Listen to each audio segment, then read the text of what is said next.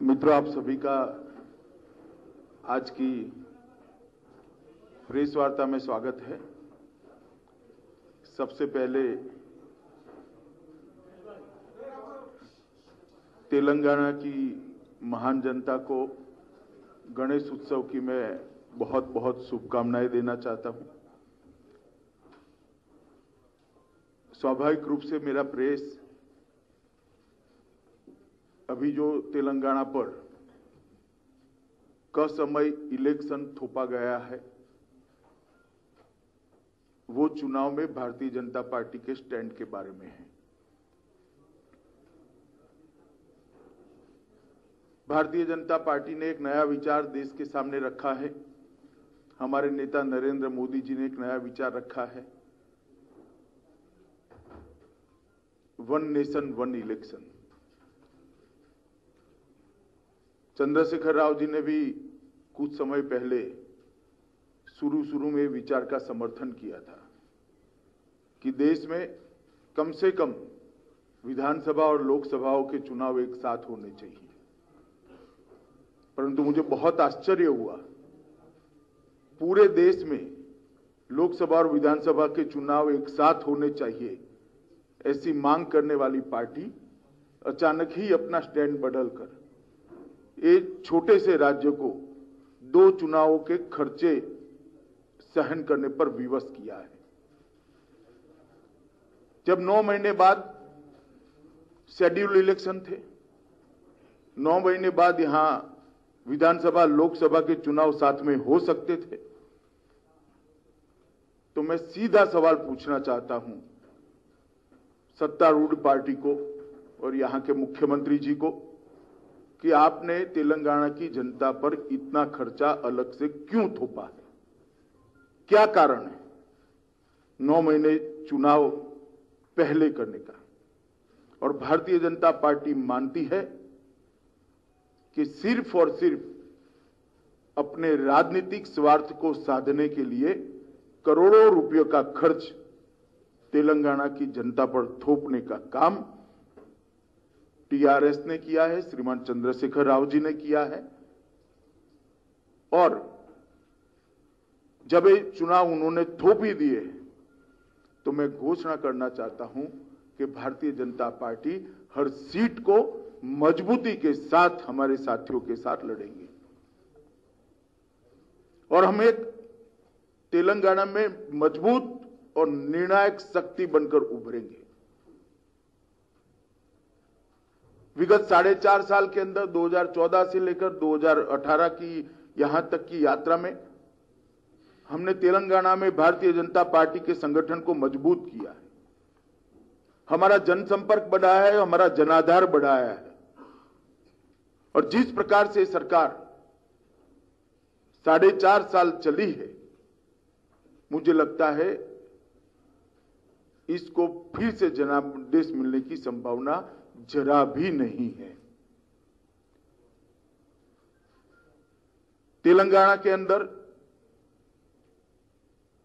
तेलुगु अस्मिता और तेलुगु गौरव की बात करने वाले लोगों ने 17 सितंबर हैदराबाद विमोचन दिन का उत्सव बंद कर दिया।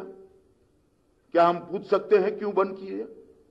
सिर्फ और सिर्फ एमआईएम के दबाव में, वोट बैंक की पॉलिटिक्स के कारण और ओबीसी के कहने पर यह उत्सव बंद किया गया। और तेलुगु अस्मिता पर इससे बड़ा कोई आघात हो नहीं सकता। आज भी क्या हम तेलंगाना को आज के रजाकारों के हाथ में सौंपना चाहते हैं? ये तेलंगाना की जनता ने तय करना है। गैर संवैधानिक रूप से 12% माइनॉरिटी आरक्षण का प्रस्ताव कर भारत सरकार को भेजना ये अपीसमेंट की पॉलिटिक्स नहीं है क्या? जबकि हमारा संविधान धर्म आधारित आरक्षण को, रिलीजियस आरक्षण को कहीं मान्यता नहीं देता है। उनको भी मालूम है ये आरक्षण हो नहीं सकता। उनको भी मालूम है केंद्र में भारतीय जनता पार्टी की सरकार है, धर्म आधारित आरक्षण को मान्यता नहीं देगी। सिर्फ वोट बैंक की पॉलिटिक्स के लिए उन्होंने ये आरक्षण का प्रस्ताव बनाकर भेजा है। मैं मानता हूं कि आने वाले दिनों में अगर फिर से यही सरकार आती है तो वोट बैंक की पॉलिटिक्स आगे बढ़ेगी। यहां पर कांग्रेस पार्टी, कुछ कम्युनिस्ट पार्टी और बाकी लोगों ने भी मिलकर एक गठबंधन बनाया है। मित्रों, कांग्रेस पार्टी कैसे तेलुगु जनता के वोट पर अपना अधिकार जताती है, मैं समझ नहीं सकता। आज भी 1983 में मुख्यमंत्री अंजय्या जी के साथ हुआ दुर्व्यवहार तेलुगु जनता को याद है। आज भी नरसिम्हा राव जी के साथ हुआ दुर्व्यवहार तेलुगु जनता को याद है। और अभी जब अटल जी का निधन हुआ, भारतीय जनता पार्टी ने, हमारी सरकार ने और देश की जनता ने जिस प्रकार से उनको सम्मान दिया, उससे नरसिम्हा राव की याद और ताजा हो गई है कि किस प्रकार से नरसिम्हा राव जी को उनके मृत्यु के बाद भी सम्मान देने में कांग्रेस ने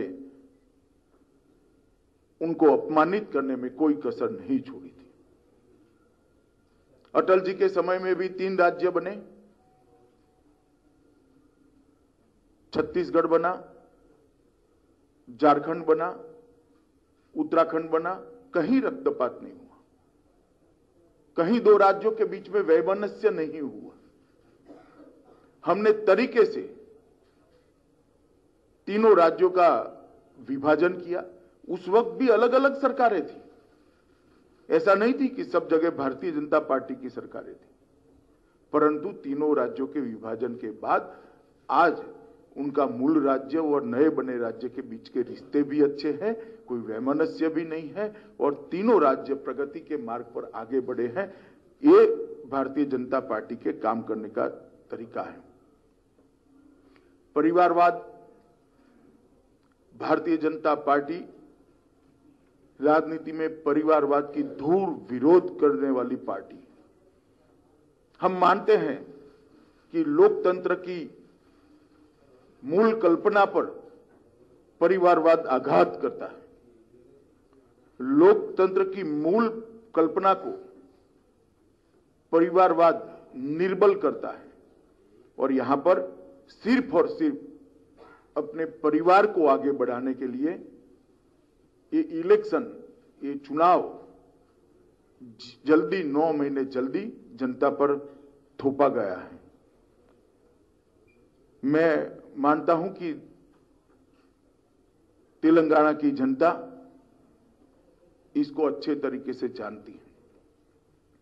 मुझे ठीक याद है 2014 में टीआरएस पार्टी ने एक दलित मुख्यमंत्री का वादा किया था, शायद वो भूल गए हो, मगर तेलंगाना के दलित नहीं भूले हैं। चलो गलती हो गई, देर हो गई। 2018 में क्या दलित मुख्यमंत्री देंगे?